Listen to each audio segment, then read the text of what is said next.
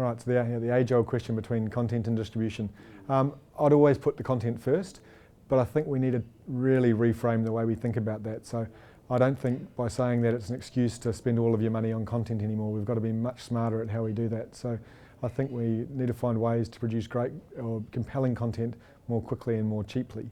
And then of course, we need to be able to demonstrate that that can deliver the distribution that we'd have to otherwise pay for.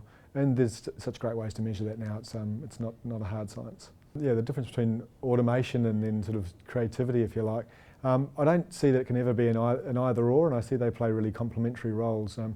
When we've just done a big piece of research recently with our customers, and personalisation, surprise, surprise, is incredibly important, particularly for our customers. Feeling valued is important, so we're recognising those sort of milestones, and I think the automation can play an amazing role there, and sort of trigger-based automation is incredibly important to deliver sort of personalisation and recognition and things like that. Creativity, I think, is always going to be important to change perceptions and to influence behaviour.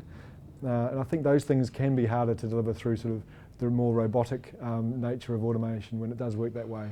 But they needn't sit sort of in sort of black and white either. I think there's definitely a sort of a blending of the two.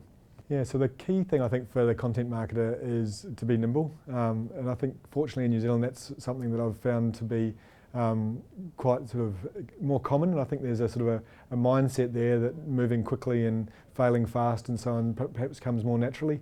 I think we're tucked away from global head offices a little more, or I'm not sure, or maybe it's just sort of in the culture, but I think the ability to make a decision and move and act on it quickly and to learn from it is the key thing.